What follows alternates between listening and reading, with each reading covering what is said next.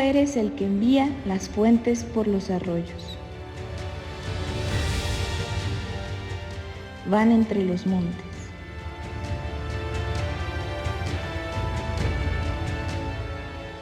Dan de beber a todas las bestias del campo.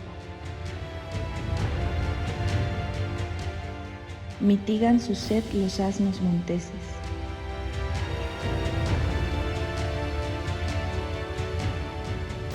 A sus orillas habitan las aves de los cielos. Cantan entre las ramas.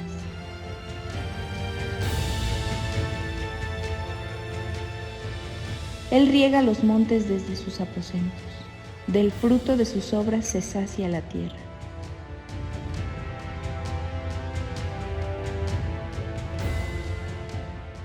Él hace producir el heno para las bestias y la hierba para el servicio del hombre.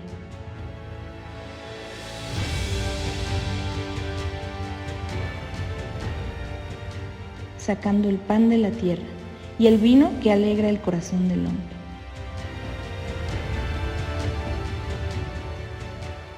El aceite que hace brillar el rostro y el pan que sustenta la vida del hombre.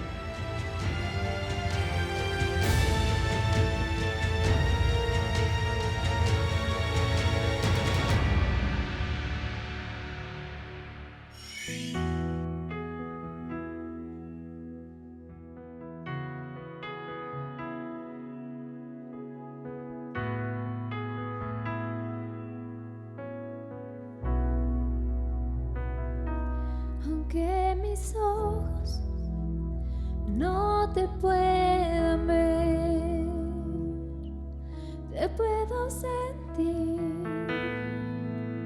Sé que estás aquí. Aunque mis manos no pueden tocar tu rostro, Señor, sé que estás aquí.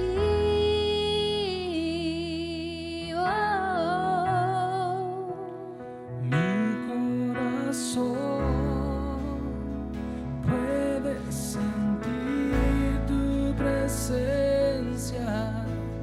Tú estás aquí. Tú estás aquí. Puedo sentir tu majestad. Tú estás aquí. Tú estás aquí. Mi corazón puede mirar tu hermosura. Tú estás aquí. Tú estás aquí. Puedo sentir tu gran amor. Tú estás aquí. Tú estás aquí.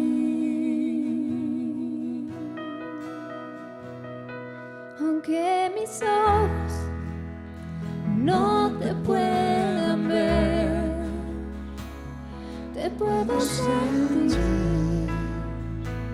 Sé que estás aquí. Aunque mis manos no pueden tocar tu rostro, Señor, sé que estás aquí.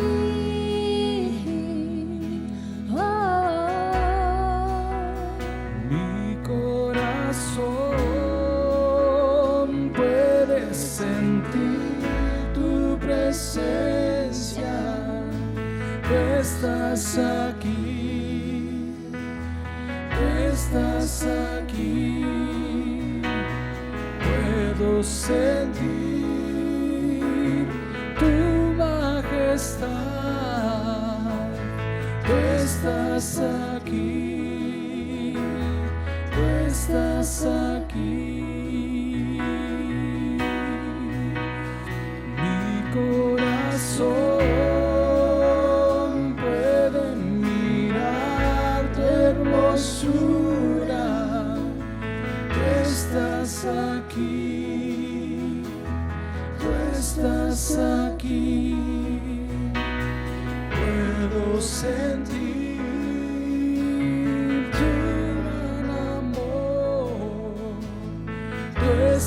estás aquí, tú estás aquí, tú estás aquí, tú estás aquí, tú estás aquí, tú estás aquí.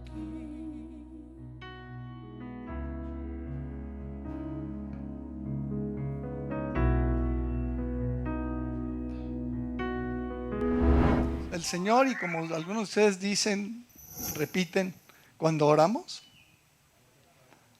cosas pasan. ¿Pero por qué pasan? ¿Por qué? ¿De dónde sale esta frase, no? De que no estoy de acuerdo, como dice Van, de incluirla en la Biblia ni por cerca, ni Dios lo quiera. No añadas a sus palabras, dice, para que no te reprendan. No vamos a añadir esto. Pero la idea, ¿de dónde sale este concepto, esta verdad, este principio de que cuando oramos cosas pasan? ¿Por qué? Porque hablar con Dios es el recurso más útil, importante, efectivo, trascendental, determinante, maravilloso que tenemos los cristianos. Porque es hablar con Dios. Piénsalo por favor por un momentito. Es hablar con Dios. El creador del universo, el todopoderoso, el que creó el universo, las estrellas, los sistemas solares, las galaxias. Y ahora que hace unas semanas pudimos ir al mar y estábamos ahí, estaba yo con el agua aquí, me metía en el mar. Normalmente no me meto al mar, pero me metí, estaba con el agua hasta acá, así, ¿no? Y dije, qué mole, qué cantidad de millones y millones y millones de litros de agua aquí. Y eso que yo soy un puntito y seguramente podía ver nada de toda la extensión que tiene el mar, ¿no? 70% del planeta es agua, según dicen. ¿Cierto? Hablar con el que creó todo, las montañas y el cielo y la tierra y los valles y los... Piénsalo. Increíble, ¿no? Poder hablar con Él.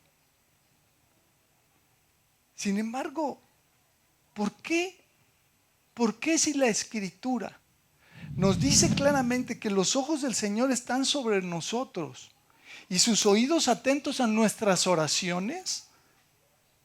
En 1 Pedro 3, versículo 12, ¿por qué a veces cuando oramos por algo, aparentemente no pasa nada? Porque la frase dice, cuando oramos cosas pasan. ¿Por qué a veces no pasan?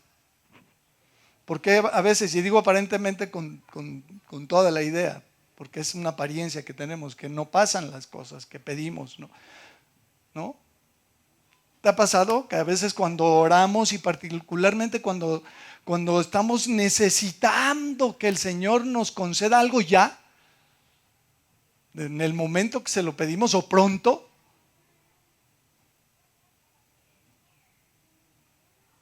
a veces no pasa nada y nos urge, ¿no? Claro, por supuesto, entendiendo que es muy relativo esto de que Dios conteste en nuestras oraciones de inmediato, ¿no? Porque Él es el que sabe cómo, cuándo y dónde y por qué, ¿no? Sí estamos ahí, ¿no? Sí entendemos toda esa parte, pero a veces quisiéramos, a veces sentimos que necesitamos que Dios nos responda rápido, que pasa mucho con el tema de la salud, de la sanidad, ¿cierto? Cuando está alguien enfermo o tú mismo estás enfermo y le pides al Señor que te saque de ese cuadro, quisiéramos que ocurriera de inmediato, ¿no? ¿Sí o no? Nadie ora, Señor, pues que esto me dure un par de meses para que yo entienda lo que tengo que entender. No, ¿verdad? Al contrario, no, Señor, sáname ya, por favor. Y más cuando es un ser amado el que está sufriendo. Es todavía más fuerte, ¿no? Yo veo a mi esposa enferma o a mis hijas enfermas, o, ¿no? A mi hermana, ahora que ha estado enferma, mi hermana, la más chica. Oras, clamas, suplicas, ruegas, Señor, sánala ya, ¿no? Y pasan las semanas y a veces pareciera que Dios no está escuchando y que cuando oramos no pasa nada. ¿Sí? ¿Lo has vivido, hermano? ¿Te ha pasado? ¿Te has sentido así a veces?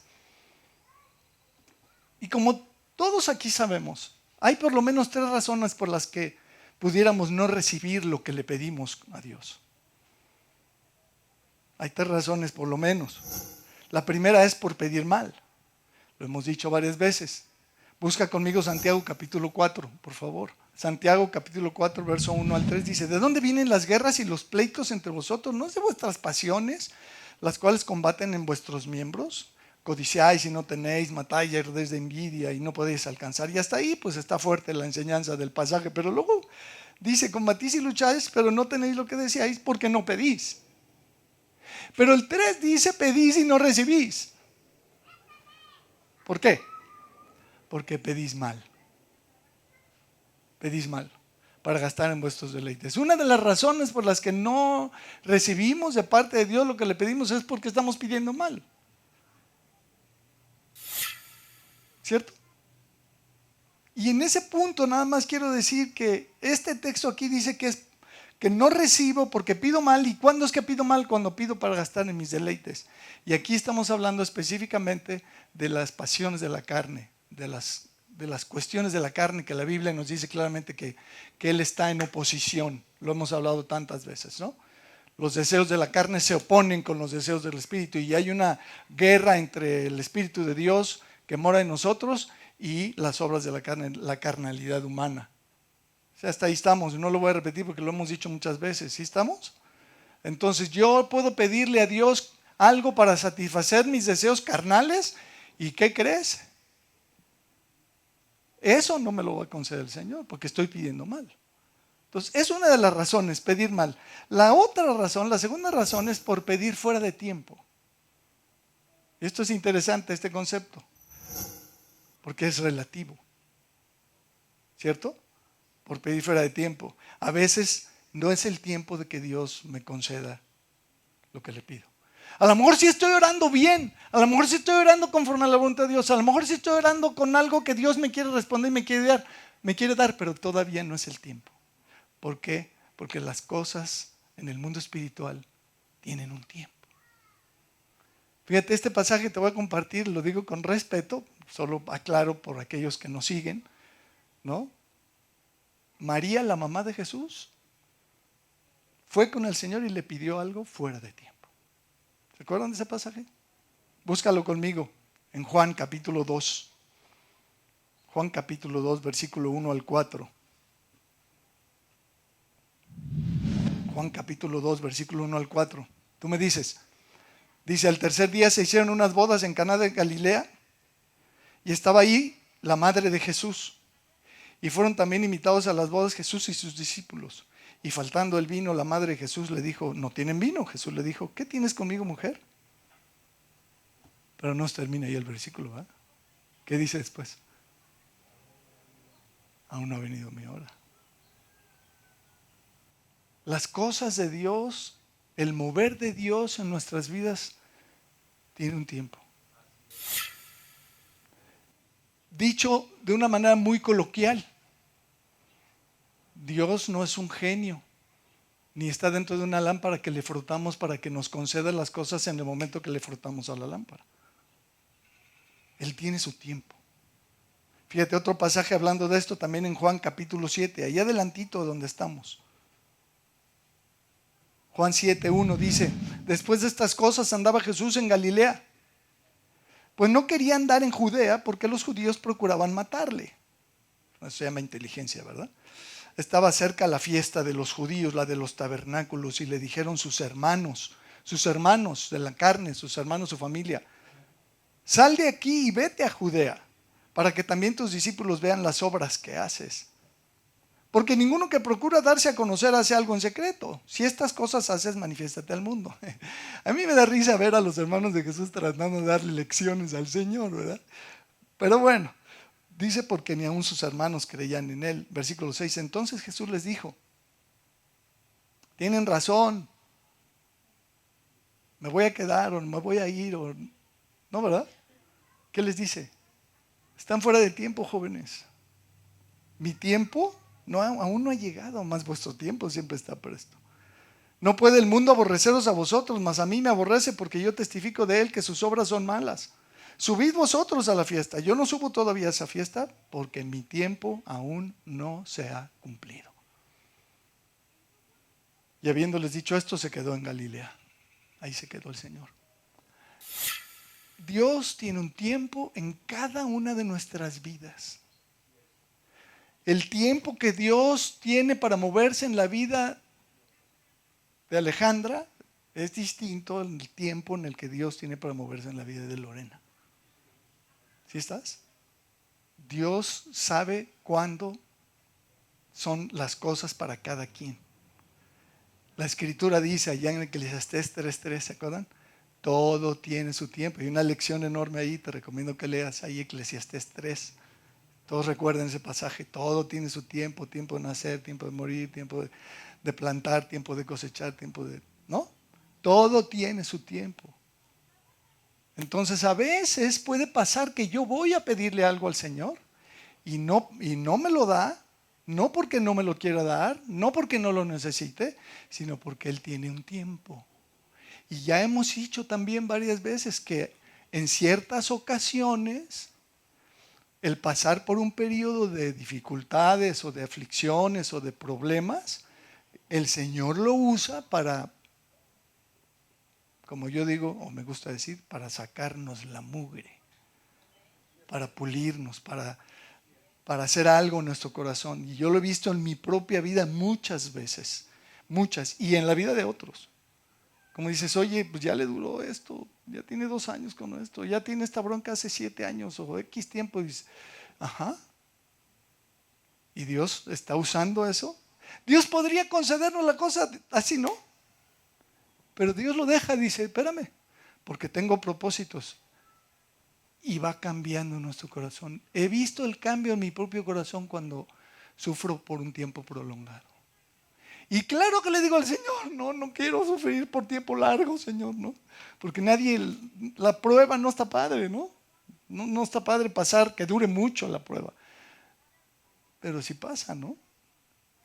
Así es como el Señor nos saca decisiones y nos va quebrantando. Y a veces no estoy suficientemente quebrantado y el Señor dice, todavía te falta un poquito. ¿Sí? ¿Sabes de qué estoy hablando? Dios dice, tú con este apretoncito ya logré lo que quería.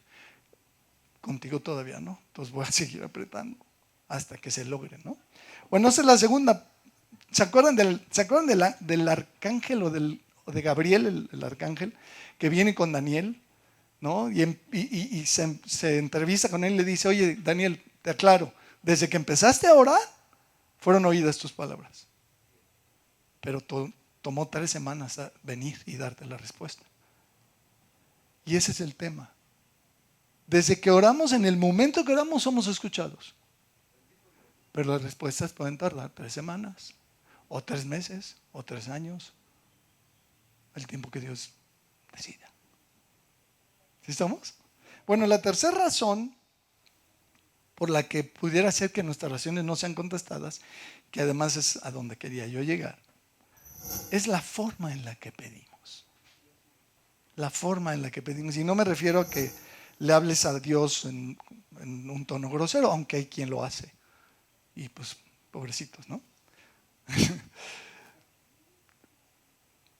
Me refiero a esta verdad de que el Señor nos ha dejado claro que cuando nos acercamos a pedir, debemos pedir en su nombre. Debemos pedir en el nombre de Jesús. ¿Pero qué significa eso? Mira, búscalo conmigo en Juan capítulo 14. Juan capítulo 14, verso 12.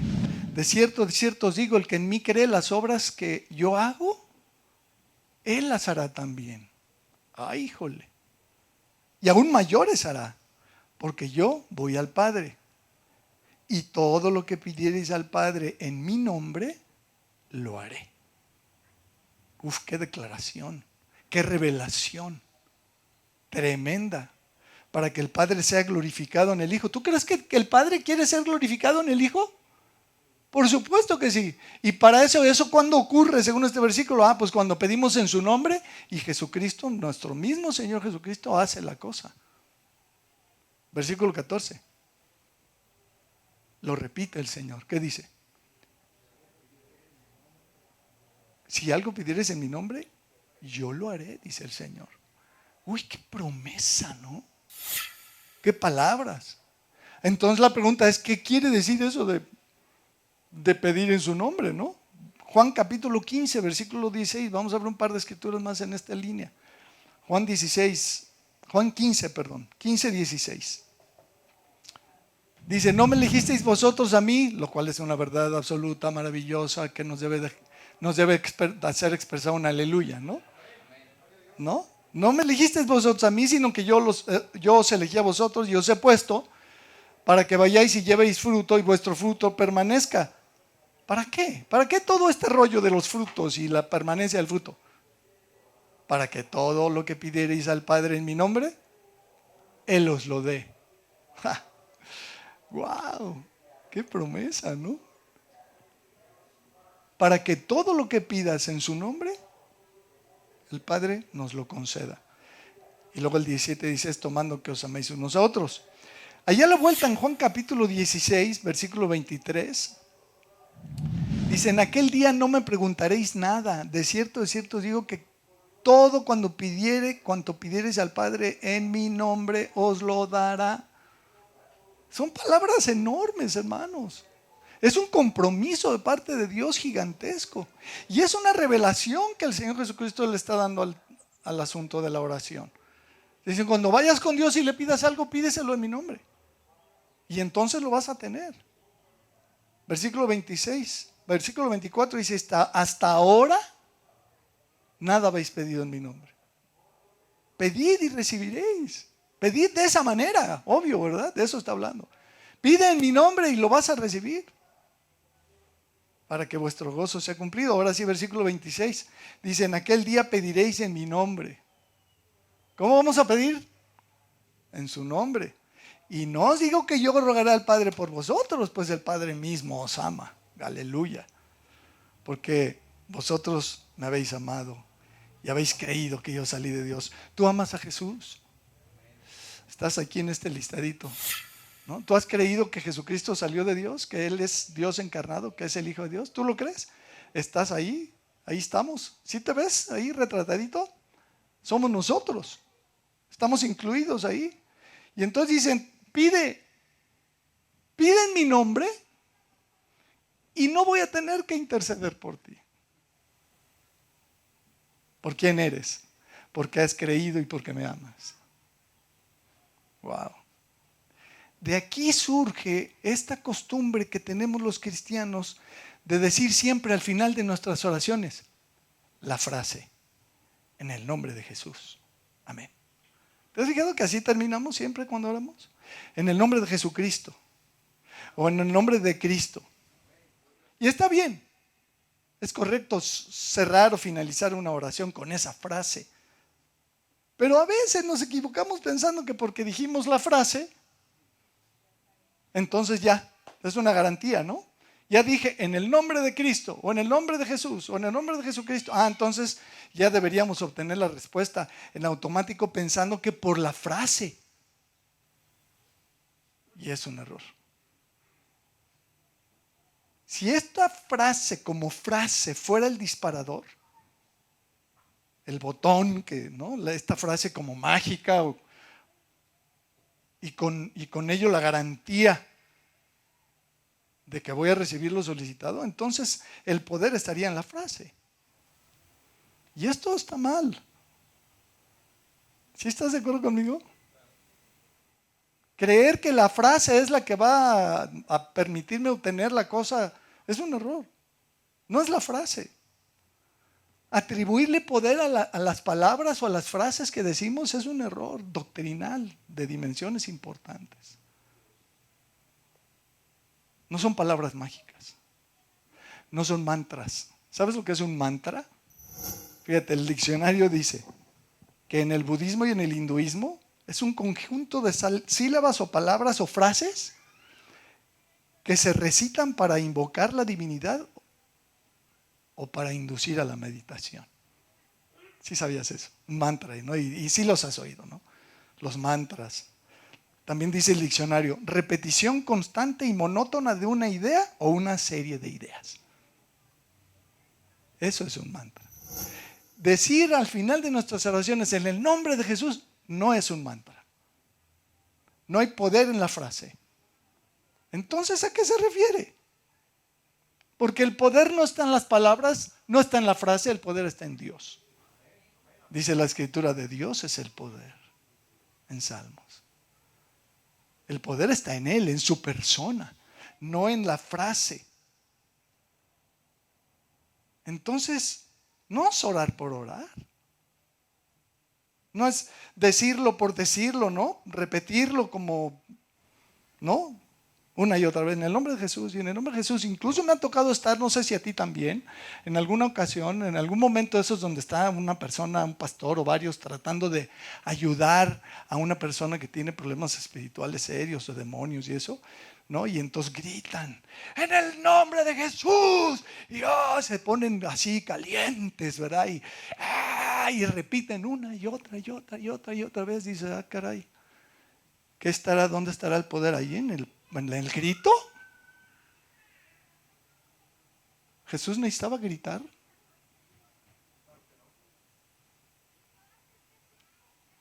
¿Sí lo ves, hermano?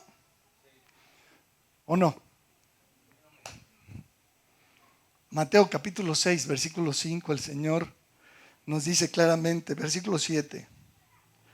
Bueno, me encanta todo este pasaje, vamos a leerlo completo. Al cabo, voy bien. Mateo 6, versículo 5. Y cuando ores, de esto estamos hablando, ¿verdad? De orar.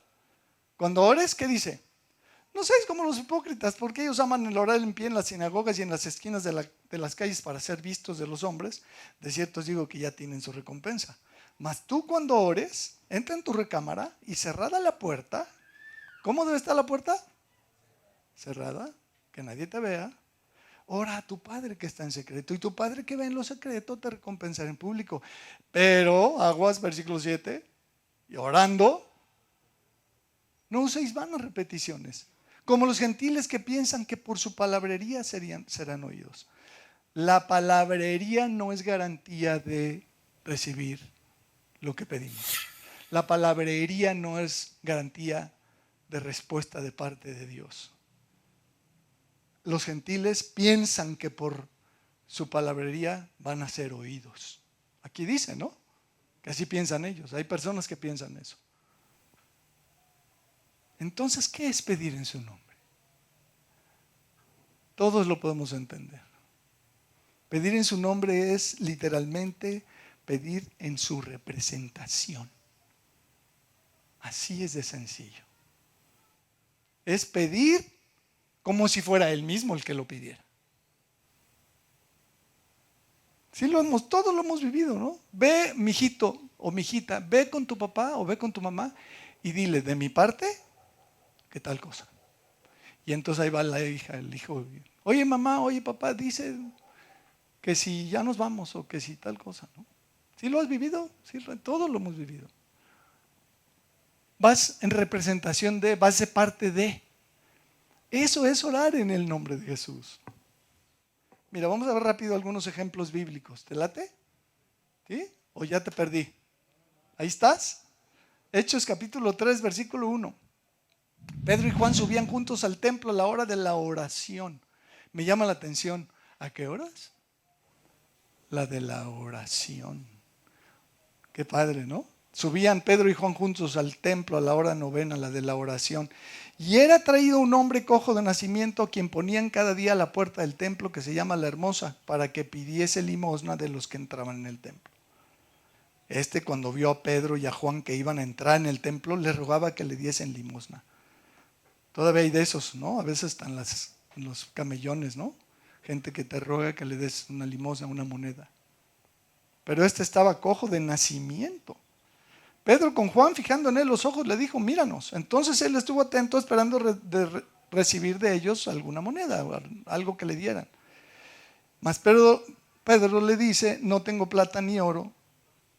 Y ahí podríamos haber visto la carita del cojo, ¿no? ¿No? No tengo lana, le dijo, no tengo nada que darte. Pero lo que tengo te doy. En el nombre de Jesucristo de Nazaret, levántate y anda.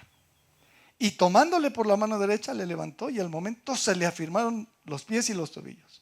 Y saltando se puso en pie y anduvo. Y entró con ellos en el templo andando y saltando y alabando a Dios.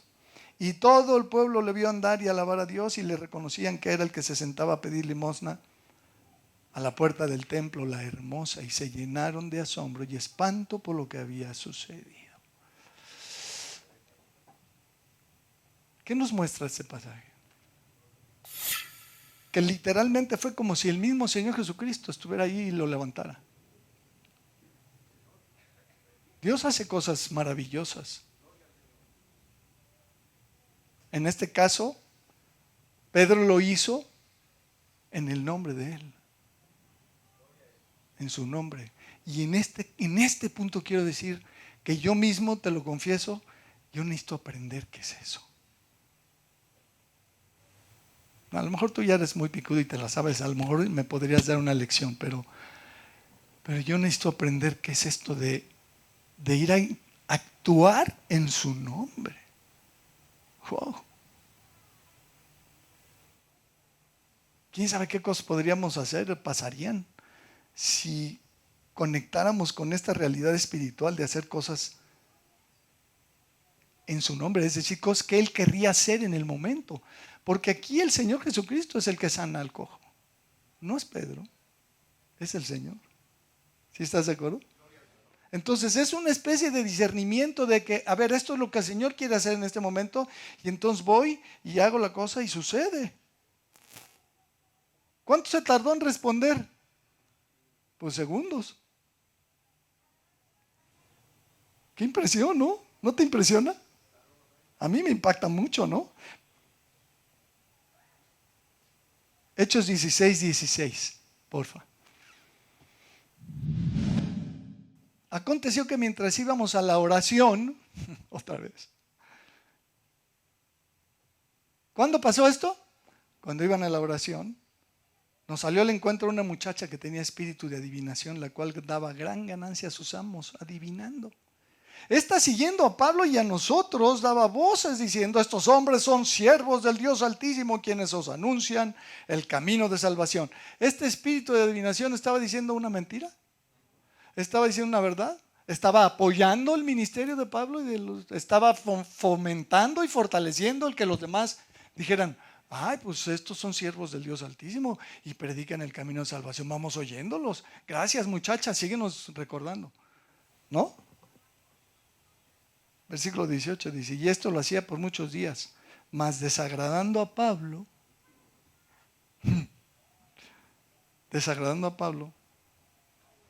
este se volvió y dijo al espíritu: te mando en el nombre de Jesucristo que salgas de ella.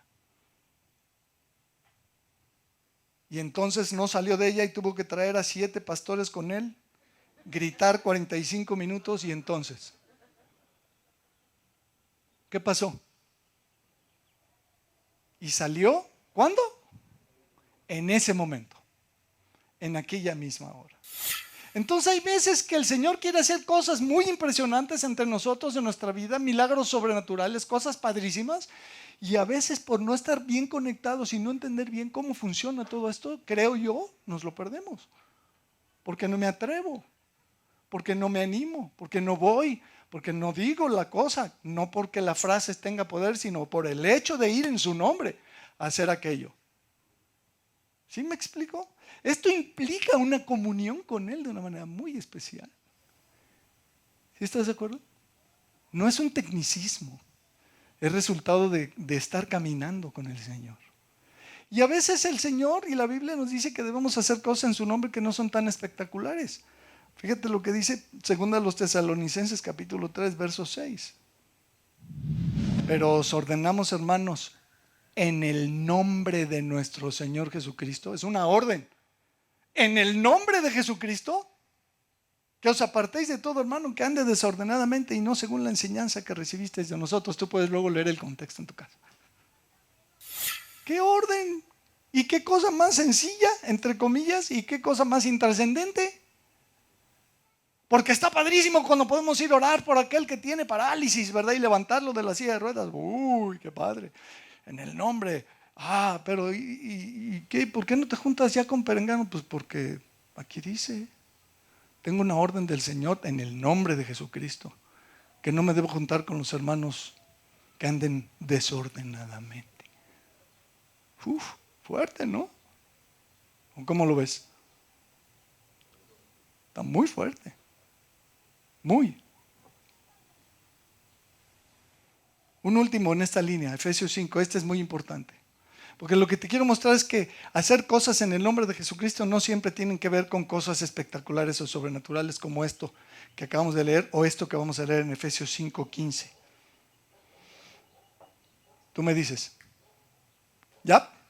Efesios 5:15 dice, mirad pues con diligencia cómo andéis, no como necios, sino como sabios, aprovechando bien el tiempo, y ahí está el tiempo otra vez, porque los días son malos. Por tanto, no seáis insensatos, sino entendidos de cuál sea la voluntad del Señor. No os embriaguéis con vino, en lo cual hay disolución. Antes bien, sed llenos del Espíritu, hablando entre vosotros con salmos, con himnos y cánticos espirituales, cantando y alabando al Señor en vuestros corazones. Qué padre cuando podemos cantar como ahorita, ¿no? Y luego llevarnos a estar repitiendo alabanza en nuestro corazón. Pero luego dice el 20, dando siempre gracias a Dios por todo, al Dios y Padre. Pero ¿cómo hay que darle las gracias? ¿Qué dice a continuación? Híjole, en el nombre de nuestro Señor Jesucristo. Es ir de parte de Jesucristo delante del Padre a decirle gracias. Oye, Señor, vengo en el nombre del Señor. En su nombre vengo a darte gracias. Esto tiene que cambiar nuestra manera de agradecer. Porque hay cosas por las que o no damos gracias o no debemos dar gracias. ¿Sí estamos? ¿Sí o no? ¿Sí? Están muy serios, caray.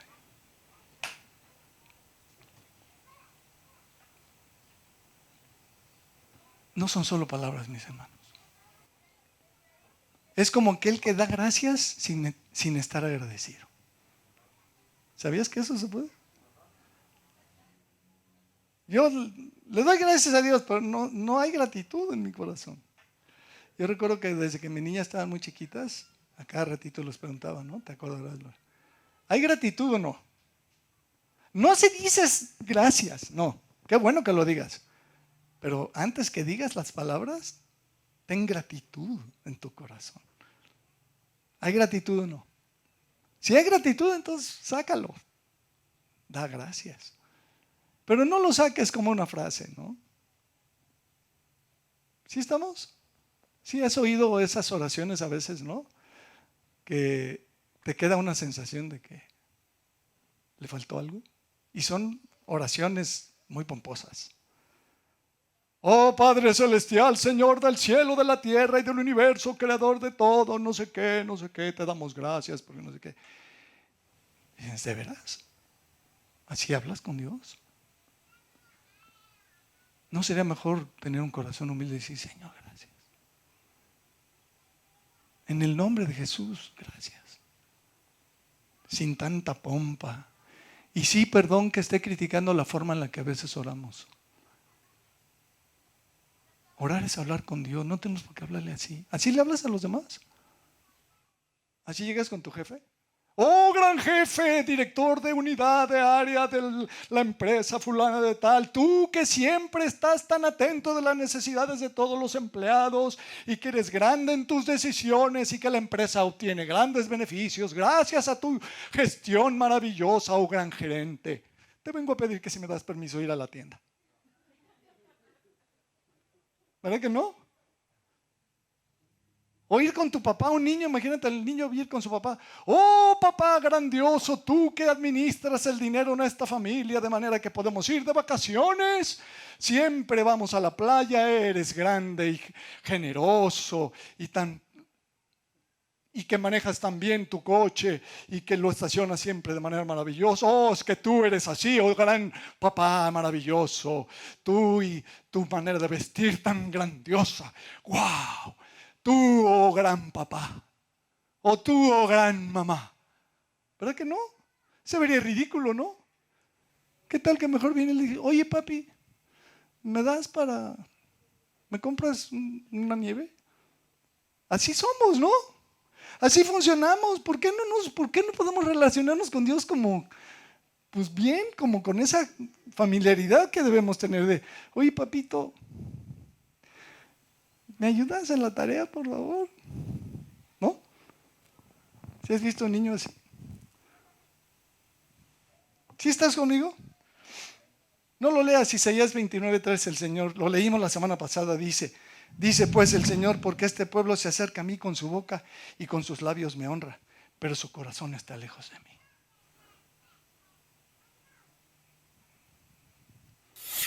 El corazón es lo importante. No las palabras pomposas y grandiosas. Concluyo, termino. Estoy convencido de que necesitamos aprender a orar en el nombre de Jesús. ¿Sí estás? Estoy convencido de que necesitamos aprender qué significa esto y orar con ese entendimiento, como entendiendo que es como que si fuera el Señor mismo el que está haciendo la petición. ¿Qué responsabilidad? ¿Qué paquete? Vengo en el nombre de aquel, ¿no? ¡Wow! ¿Sí lo ves? ¿O no?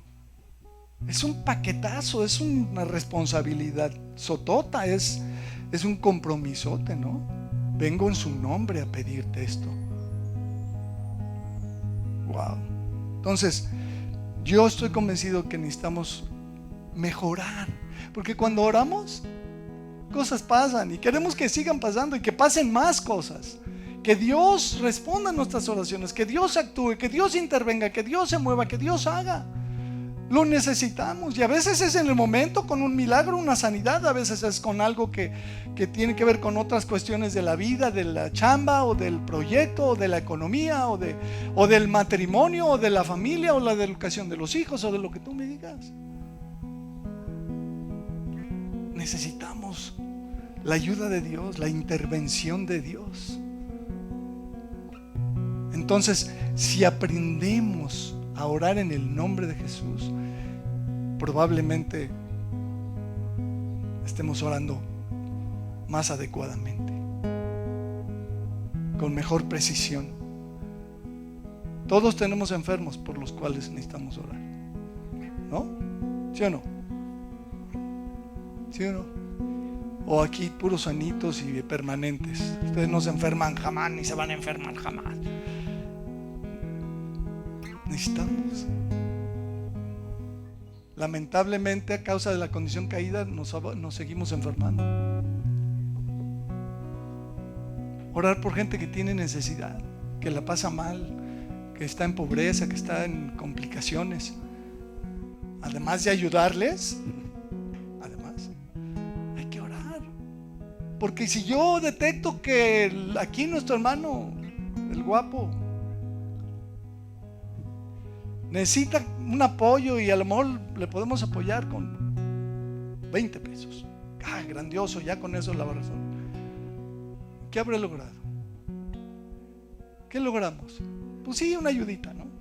Mejor orar al Todopoderoso para que el Señor le bendiga, le prospere, le abra puertas, le consiga, ¿no? ¿Sí o no? Señor, pon tu mano y rodéale y dale proyectos y dale clientes y dale negocios y dale crecimiento y Señor, manifiéstate y ayúdale y rodéalo y ensancha su territorio. Veíamos hace una semana. ¿Sí o no? Es más efectivo orar por él en esa línea que yo arrimarle 20 pesos o 2,000 o lo que le pudiéramos ayudar. ¿Sí o no? Entonces necesitamos orar por nuestros enfermos, necesitamos orar por nuestros necesitados. Y así hay otras cosas, por nuestros matrimonios. Muy importante orar por nuestros matrimonios, por nuestros hijos e hijas. Necesitamos orar. De eso hablábamos la semana pasada. Orar por ellos constantemente, como nos compartió ahorita Iván.